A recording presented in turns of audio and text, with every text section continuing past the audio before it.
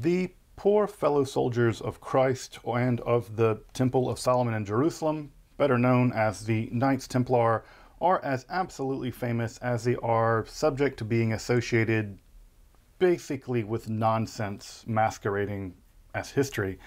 In fact, I sometimes talk about the Templar nonsense coefficient, that the longer a History Channel episode about them or an internet video talks about the Templars, there's basically a geometric rise in speculative, made-up, dumpster fire misinformation.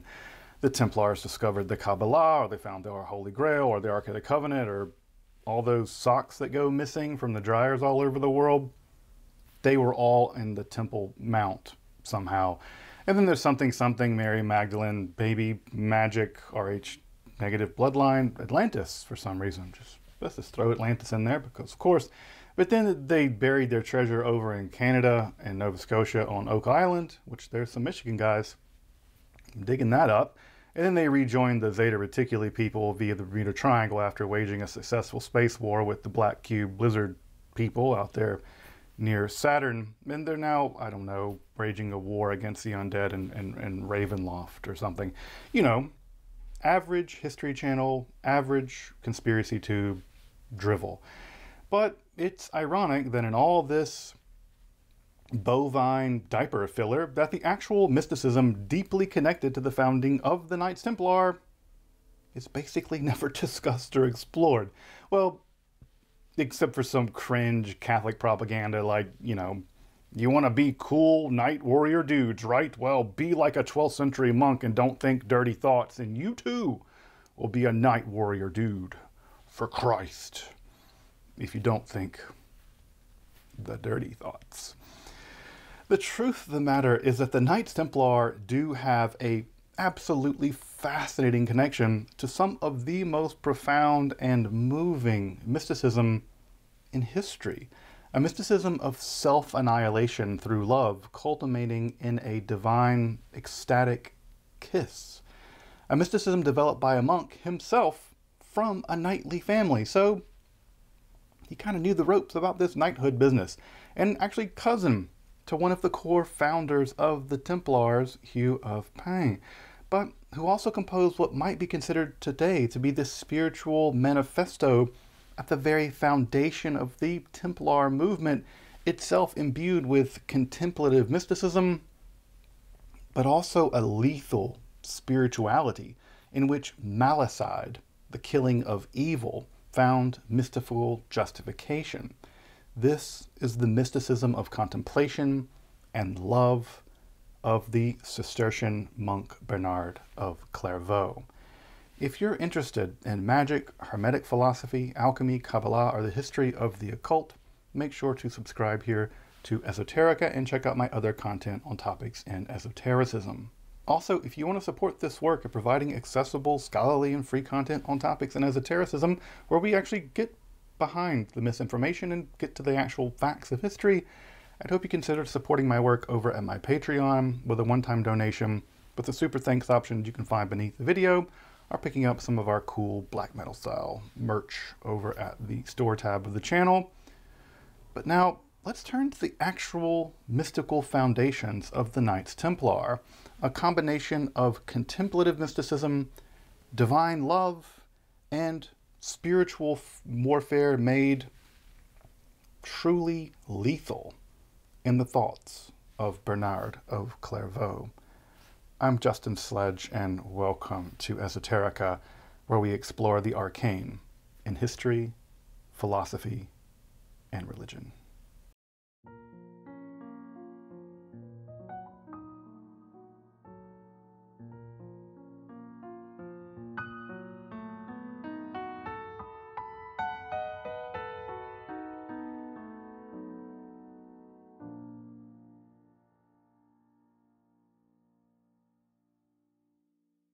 While the latter Italian Renaissance truly saw a flowering, and especially the arts and the revival of ancient wisdom, the Renaissance of the 12th century was surely its intellectual and spiritual foundation. I kind of like the Renaissance of the 12th century better, anyway.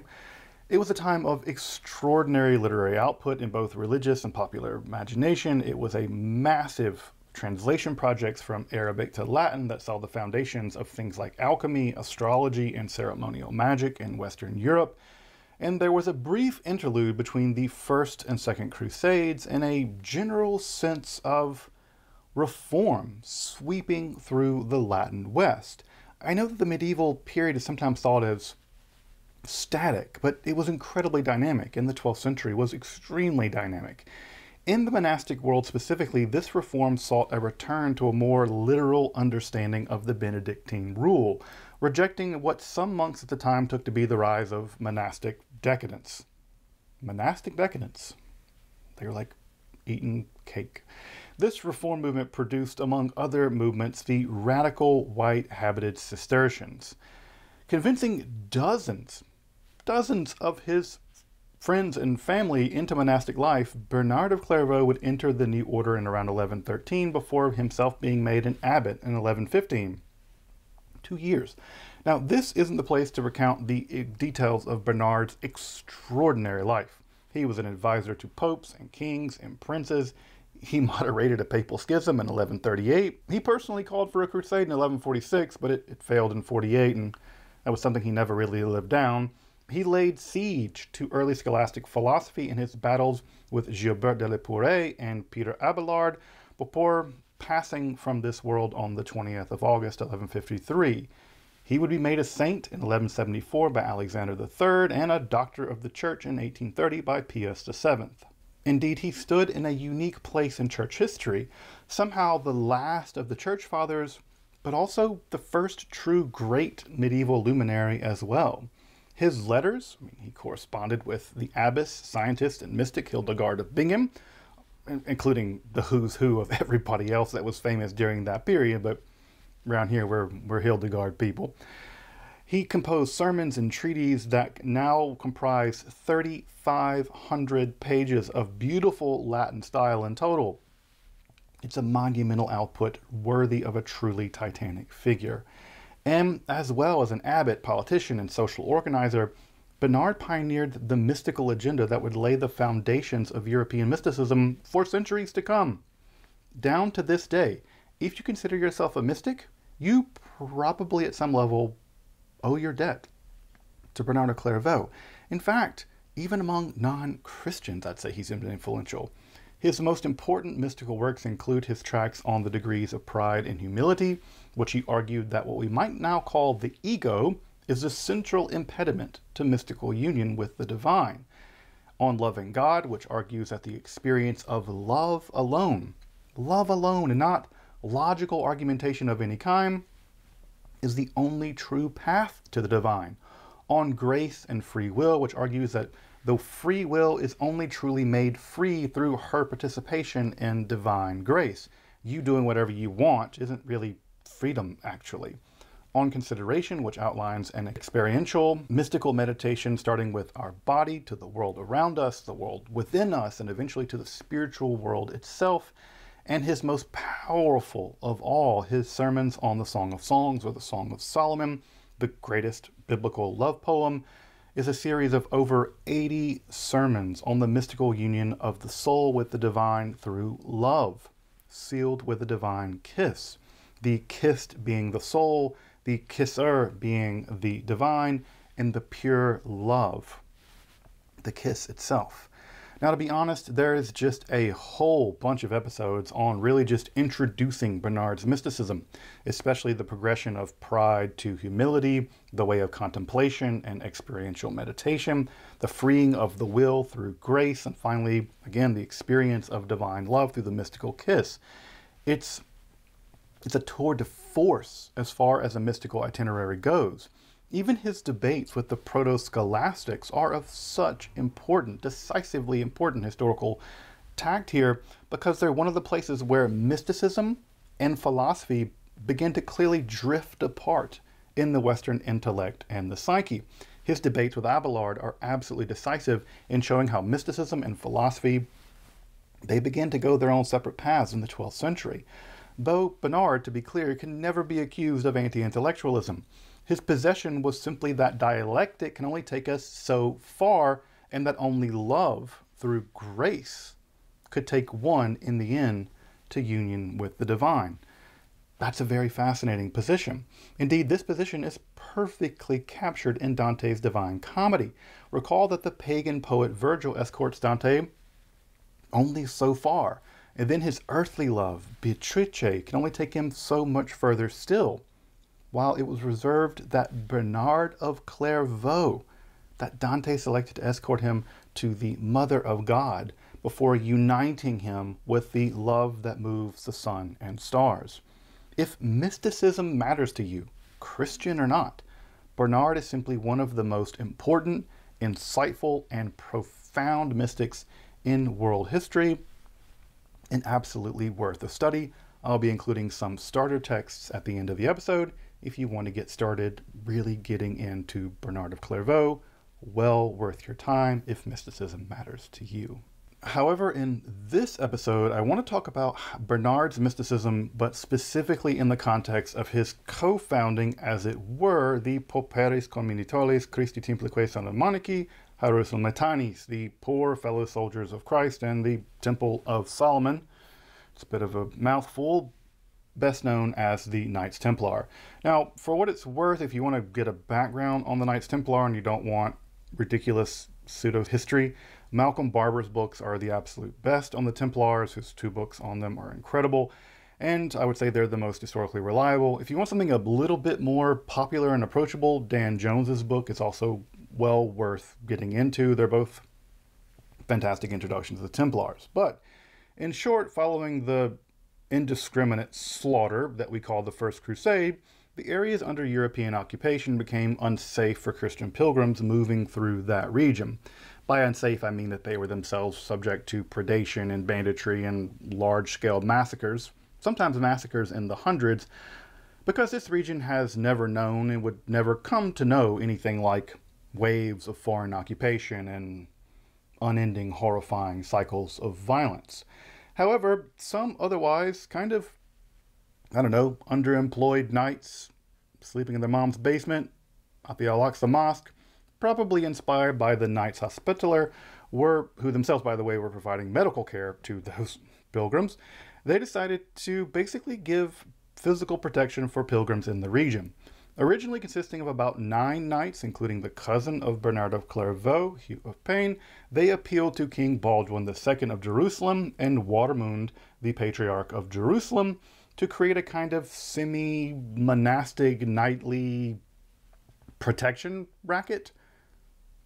Holy order. Yes, I mean holy order. Baldwin and Warmund basically assented, probably at the Council of Nobles in January of 1120, and the king allowed the nascent order to barrack, basically, at the now ruined but highly symbolic Al-Aqsa Mosque atop the Temple Mount. There was just one problem. Well, there's a lot of problems here, but one stood out. Monastic orders require vows of poverty, which they kind of already had going for them. Some of them were already pretty poor, but you can't exactly outfit an elite military unit with poverty. So they began the rally for both recognition of their order and especially fundraising. Those two go hand in hand, probably led by Hugh of Pain, began back in Europe in earnest. And Hugh was, frankly, rather successful in this regard. They began to accumulate lands back in Europe, probably because he understood the cool kid rule. You can spend all your time inviting everybody to come to your party, or you can just invite the cool kids, the 3 or 4 coolest kids that you know, and everybody will come because they want to be hanging out with the cool kids. The cool kid in this story, folks, is Bernard of Clairvaux. His recognition of the order would no doubt underwrite both its legitimacy, but it would also absolutely streamline fundraising. And it worked, though it did seem like Hugh had to bother his cousin Bernard about it a few times. Seems like Bernard doesn't really want to, he's a busy guy. But to understand this more fully, it's really important to realize that this was really not at all a natural fit. The Templars and violence in Christianity wasn't a good fit. Christianity, at least on paper, was a fundamentally pacifist religion. Jesus taught about loving your enemies, turning the cheek when struck, and he went willingly to his own death out of love for precisely those people torturing him and killing him. The willing blood of the martyrs was said to be the foundations of the very Catholic Church, and even the use of violence in self-defense was highly and carefully circumscribed by Augustine way back in the 5th century. Further, Christians had long disdained Germanic warrior culture. Even the books of Joshua and Judges weren't even fully translated into Gothic by Wofila because he didn't want to stoke what was already their warlike tendencies. This disdain continued into the Middle Ages, where the church both openly chided and ruled against various elements of knightly culture, including sporting and the frankly vicious warrior culture and hunting with birds. All of this frankly to no avail. The knights just kept on doing what they were doing, the church notwithstanding. The true knights of history were often little more than aristocratic thugs that predated upon everyone around them. They were the second and third sons of the aristocracy. They had nothing going for them. So they predated upon everyone, including peasants, the church, and even monasteries. However, the First Crusade ushered in a new, necessary understanding of the role of the knight and Christian violence more generally, by understanding traditionally offensive violence, which was, again, historically forbidden to Christians. You couldn't openly attack people, as a kind of, well, defensive action on both the part of the church, but also in defense of the honor of God. Just as Jesus had used violence with the whips to drive out the money changers from the temple, how much more appropriate would it be to use violence to drive the pagan Saracens from the Holy Land as a point of the basically being the tip of the spear for spreading Christianity into the East? That's at least how it worked out in Gregory VII and Urban II's mind. But it also got those pesky knights who were like robbing your monasteries to go do their violence over there. Go over there and do violence rather than bothering peasants and spoiling churches and monasteries and generally engaging in European-wide hooliganism. And no one knew this more than Bernard of Clairvaux, because he came from a knightly family and became a monk in rejection of precisely that lifestyle and its ethos. So by Bernard's time, the concept of the holy warrior, which a century prior even would have been utterly paradoxical, even unthinkable, had all of a sudden become possible, even useful, and Bernard admits as much in his writings. Now, as I mentioned a moment ago, Hugh seems to have written his cousin Bernard a few times trying to get him to legitimate this new Templar business. But eventually it does finally work, and Bernard, I think, realized the combination of spiritual and physical warfare was frankly a necessity of the context, but also, and I think even more to the point, potentially a way of reforming the very social institution of the knighthood itself, one that the church frankly otherwise loathed. And sometime between the founding of the order in 1120 and the death of Hugh in 1136, Bernard penned what is frankly one of the most interesting documents of his life, Liber ad Milites Templi de Laude Novae Militiae, a work praising the new order, justifying its use of violence, setting down its spiritual values, sharply criticizing secular knighthood, and preparing a kind of meditative and mystical pilgrimage through the Holy Land by which a Templar knight could elevate their soul to the divine when they weren't killing people. It's a kind of combination of spiritual and physical warfare, providing a contemplative mystical itinerary for knightly contemplation and revolutionizing the place of violence at the very heart, in some sense, of Christianity. At times, it articulates a concept of interior and exterior struggle very much akin to the Islamic conception of jihad, but it also contains, frankly, straightforward mystical elements that evoke something like the Book of Five Rings by Miyamoto Musashi, and yet the text is composed like a tapestry of biblical verses meant for the mystical contemplative journey of the medieval Christian knight. In Defense of the New Knighthood is a work so extraordinary that it more than vexes me that rather than focusing on the actual mystical, spiritual, and historical foundations of the Templars, so much media and books is either just rubbish, made-up history, frankly stupid conspiracy theories that all they care about is the Templars' military history. This is especially endemic in dude-tube history channels, which for them history is just military history, bro. or rather just the dreadful end of the Templars as victims of their own financial success, frankly. The King of France, basically eluding his debts by using the Inquisition to kill his creditors for being gay and worshiping the devil. But it does vex me. It's just shocking that such an extraordinary text isn't more widely known and appreciated for its spiritual depth and historical importance. So what does Bernard's Liber ad Milites Templi de Laude Novae Militiae actually say in praise of the Templars? Well, I actually have a 18th century copy here, traditionally divided into 13 chapters.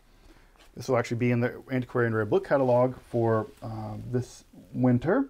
But this is the actual text here. This is the prologue, followed by the 13 chapters of the In Praise of the New Knighthood, the text Bernard wrote for the Templars. You can hear this nice old linen rag paper. It's not an extraordinarily long text. It's just really about 4 or 5 pages in this edition with these huge text in folio. But this is the actual text as you might find it in a very old 17th century copy, if it's not being washed out by the lights. But again, this is an old copy and well worth having if you're interested in the history of the Templars, or if you're just interested in, like, the history, for instance, of Freemasonry. But the text is a kind of epistle, both to Hugh and more generally to the Templars and the wider world. Just as knights brandish their swords in defense of pilgrims and God's honor, so too Bernard argues that he's going to brandish his pen, maybe the pen being mightier than the sword here, to support the new order, hence the new kind of knighthood as Bernard has it. It combines the best of spiritual and physical warfare. Specifically, it is physical warfare informed and inspired by purely spiritual concerns. Obviously now, murder is a sin, but even killing in self-defense for Bernard, merely out of selfishness, you just don't want to die, isn't inherently praiseworthy, hence why martyrdom is so desirable in Christianity. But this new kind of knight employs violence informed precisely by spiritual goodness as a form of defense both of pilgrims and the divine honor. Indeed, the Templar must charge into battle regardless of the chances of success, craving death more than life in the defense of the defenseless. This is a holy death, as Bernard has it. But the heart of the Templar must be completely pure. Killing done in the heat of anger or arrogance or rage forfeits the purity of the ruler, making them no different than a bandit or a worldly knight. The internal composition of the knight of this new Templar is fantastically important in Bernard's analysis, because if they kill people not in this pure state, they're just murderers. In fact, Bernard contrasts the worldly and the new knights. The worldly knight is characterized as, well, effeminate, with long locks of hair, clothing so elaborate that they get tangled up in it while fighting, caring more about elaborate pointy shoes than skill at combat. Their gold and jewels and silk, all of this is more the trinkets of a woman than the trappings of a warrior, as Bernard has it. And when they do kill, they're just murderers, doomed to hell, the price of their worldly glory. The Knight of Christ, however, is clad simply. The white tunics of the Templars are clearly taken from the white frocks of Bernard's Cistercians. And even the red cross that they become famous for, that's only added later. And even the black and white battle flags of the Knights Templar are there simply to mark out their simplicity. They are humble and silent, even in combat, something which, if true, must have made them all the more menacing. Just a silent, moving force of knights. And further, if the heart of the Templar is pure, they'll simply never strike out at any man, because they neither rage nor want nor desire glory, but they will strike out at evil itself. Thus, they are not killers of men, but they are killers of evil. They never commit homicide, according to Bernard, but malicide, the killing of evil. And thus, even if the Templar is struck down, even in the act of killing, he won't die. He'll simply immediately go to his heavenly home. While Bernard contends that violence is a last resort, he seems to think, at this point at least, that the time of the last resort has come. However, such violence is only temporary for Bernard, such that when the land is pacified of all these evildoers and pagans and Saracens, the warrior knights will retire to the purely scholastic, spiritual warfare, which for Bernard is the highest form of warfare imaginable. So how must the Templar ensure that his sacred killing is in fact sacred?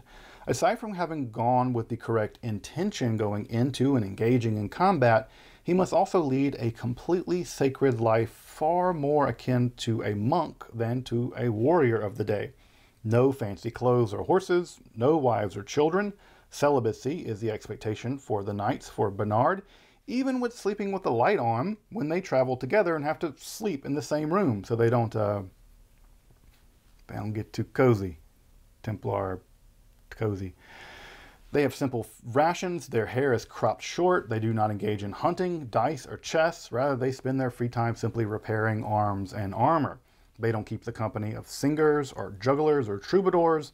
Their weapons are made simple and effective, they're not decorated, and they rely on God to preserve them when they charge into battle, not to win, but to do good. They're not there to defeat the enemy, they're there to be righteous.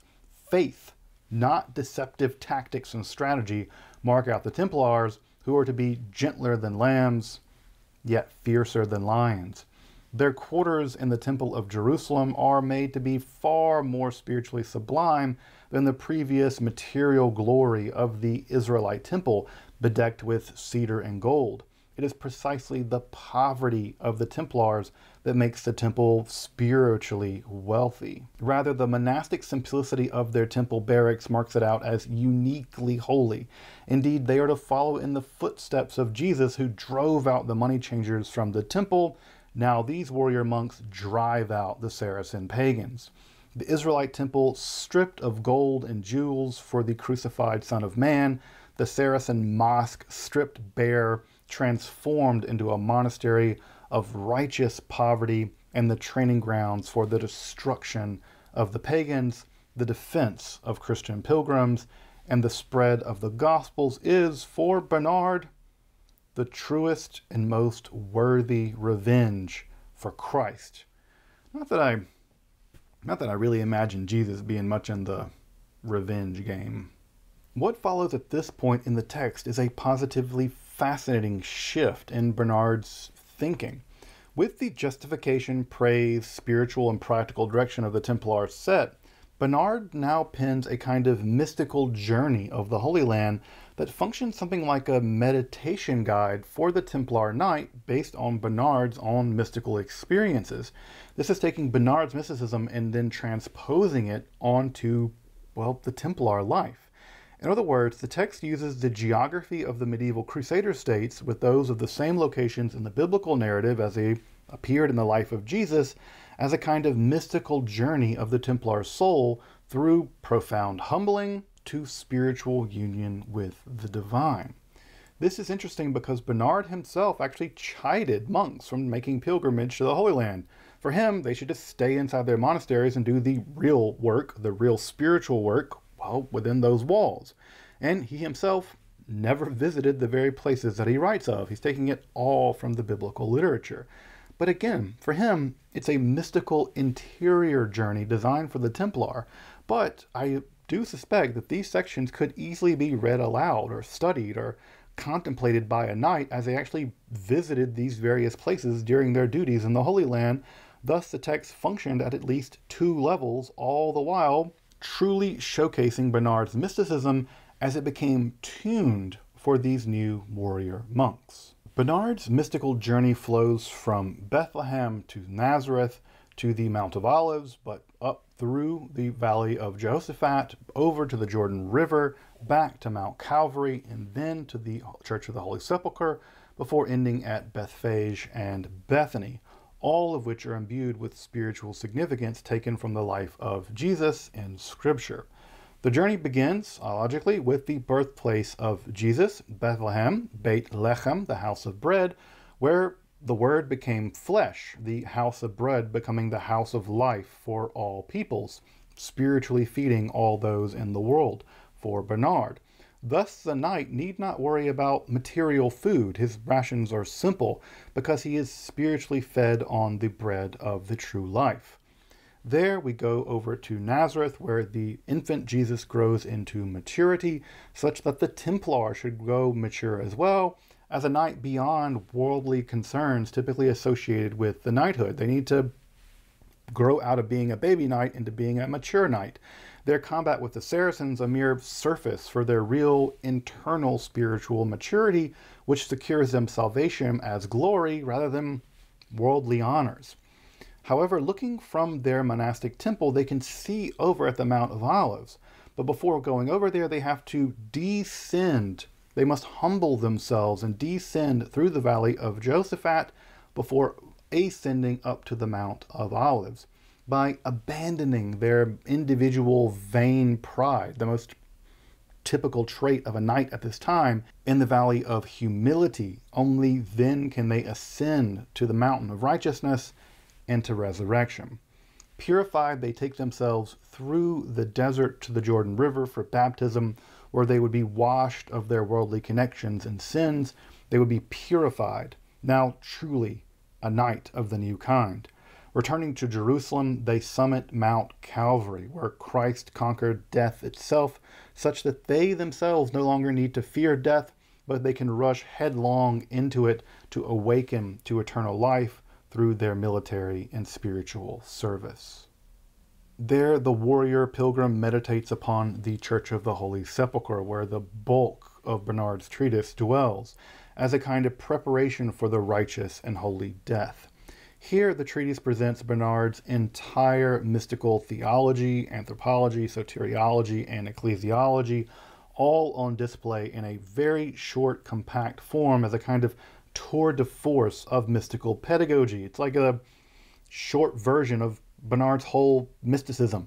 The Templars are made out to be something like living martyrs, existing between life and death, just as Jesus had died for 3 days, yet was bursting forth with eternal life. So too the dead Jesus had descended into hell to do battle with the devil to free those souls captured there. So too the Templar will die to the world and physically die to protect the living for their spiritual redemption and the redemption of others. The worldly knight is doomed to die twice. First a physical death, but then also a spiritual one, doomed to hell for their wretched bandit lives. However, the Templar, already dead in Christ, will merely pass through a physical transition, destined to live eternally with God. The Holy Sepulchre is apt to capture these liminal spaces between so many paradoxes for the existence of the Templar, monk, warrior, living, dead. Finally, the mystical itinerary takes the warriors to Bethphage and to Bethany. Bethphage represents absolute faith in Christ. The apostles were told to go there purely in faith to obtain the very colt that Jesus would ride into Jerusalem. And finally to Bethany, where Jesus brought Lazarus back from the dead, just as Christ would do for all of the righteous, especially the Knights of Christ, and the great final military triumph, the military triumph of all triumphs, Christ's defeat of death and the Templars' defeat of death through their own holy death. Hugh's pressing Bernard to write in support of the Templars was prescient and certainly wise. It was also effective. Innocent II would throw his support behind the Templars in his Omnidatum Optimum of 1139, using language very similar to that Bernard had used, probably based on his text. And thus, what had begun with a couple of handfuls of, knights errant was destined to become not only one of the most elite military fighting forces of the medieval world, but also some of the most grand architects, and honestly, the first true international banking institution of the Latin West. That fact eventually dooming the order in the early 14th century. If you don't want to pay your debts, just kill your creditors. However, despite so much lore and misinformation attached to the Templars, it's just often forgotten or ignored that their very founding was very much wrapped up in the great mystical reforms of that period, and that Bernard of Clairvaux, in praise of the new knighthood, is a fascinating, amazingly interesting glimpse into the intersection of military reforms of the knighthood as a social institution and monastic mystical contemplation. Now, to be sure, it is a militant mysticism of profound religious intolerance, and that might just offend our contemporary values. But our task is to study the past and to learn from it, not to clutch our pearls and get offended and try to cancel history. That's just willful stupidity pretending to be values, all the while preventing us from learning from the mistakes of the past, but also appreciating the real spiritual genius at work in these texts, even if we disagree with them. Do you think I'm on Team Templar? If you want to get acquainted with Bernard of Clairvaux' mystical thinking, there's absolutely no better place than the volume of his selected works in the Classics of Western Spirituality series. I have a whole shelf of them right there. They're all worth getting. This edition, while it only represents about 10% of Bernard's works, remember he wrote about 3,500 pages, is wonderfully organized to take you on the very mystical journey Bernard went upon and advises others to do as well. It is masterfully edited with a fantastic introduction. I think the introduction alone is like a fourth of the book. Also, the chapter about Bernard in the second volume of Bernard McGinn's Monumental History of Christian Mysticism in the West, or the History of Western Christian Mysticism, is also just a sublime read, the whole thing, but the section on Bernard is especially good. But to be sure, that's no substitute for reading the actual primary sources. You should try to do that. Try to do it in Latin. Bernard's also just a fantastic Latinist. Now, I've mentioned a couple of histories of the Templars in the video, so you can check those out as well. Now, if you want to study the Liber ad Milites Templi de Laude Novae Militiae, on the new knighthood, I'd suggest getting an appreciation of Bernard's mysticism in the classics text first, really understanding Bernard a little better. But after that, the best text is In Praise of the New Knighthood by the Cistercian publications, spotting a fantastic translation by Conrad Grenia and notes with a helpful introduction by Malcolm Barber, one of the best medievalists of our day. Now, I doubt that I'm done with Bernard of Clairvaux and his contemplative mysticism of love, so I'm sure I'm going to be coming back to revisit his incredibly important and spiritually illuminating works. Even for me, as a person who's certainly not a Christian, they are still amazing works of mysticism and well worth studying and contemplating. Until next time, thank you for watching Esoterica, where we explore the arcane in history, philosophy, and religion.